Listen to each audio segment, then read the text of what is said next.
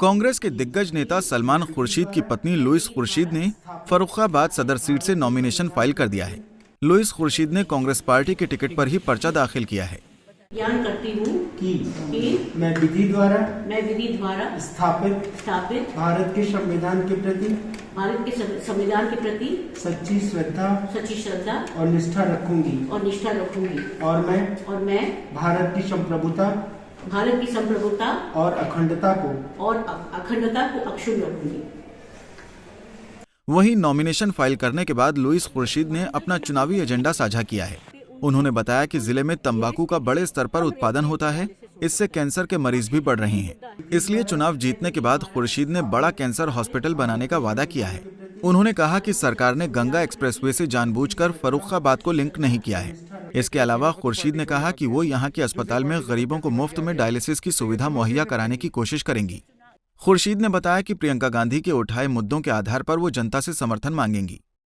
Main हमारे party के जो मुद्दे हैं, जो प्रतिज्ञाएं प्रियंका गांधी ने नोट किया है युवकों के लिए और महिलाओं के लिए, और ख़ास तौर से इस फर्रुखाबाद जो घोषणा पत्र रिलीज हुआ उसमें 2 जगह फर्रुखाबाद का नाम आया है, एक तो कि आलू के संबंध में और एक यहाँ छपाई के संबंध में।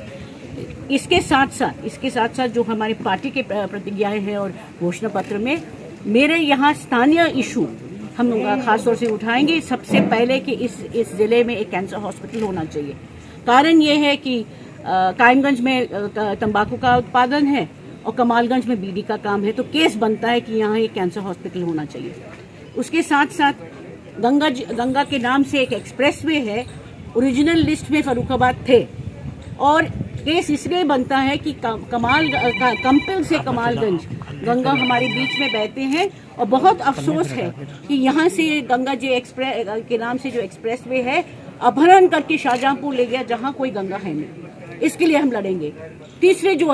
तीसरे मुद्दा ये है कि बहुत लोग आते हैं जिसके गुर्दा खराब है और जिसके लिए डायलिसिस बहुत जरूरी है। यहाँ पे इस वक्त डायलिसिस बहुत महंगा है।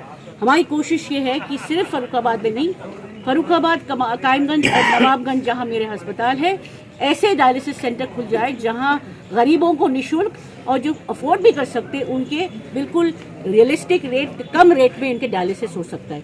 चौथे जो मेन मुद्दा है कि यहाँ के जो जरदोजी के कारोबार के लिए इस वक्त कमर्शियल रेट है। हम ये कोशिश करेंगे कि जैसे भदोई में कालीन के काम के लिए स्पेशल रेट दिया है, हम ये कोशिश करेंगे कि यहाँ पे भी इन लोगों को स्पेशल रेट मिल जाए।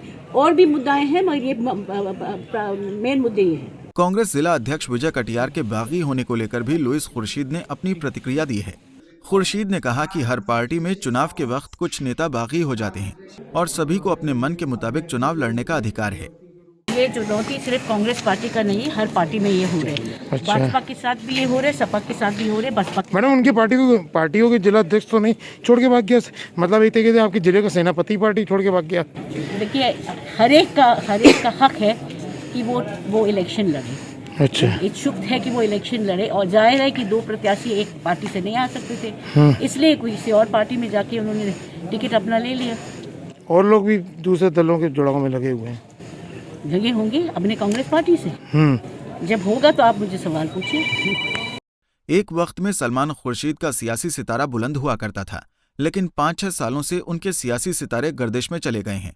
अब वक्त ही बताएगा कि इस बार वो अपनी पत्नी लुइस की चुनावी नैया पार लगा पाएंगे या नहीं। पंजाब केसरी टीवी के लिए फर्रुखाबाद से दिलीप कटियार की रिपोर्ट।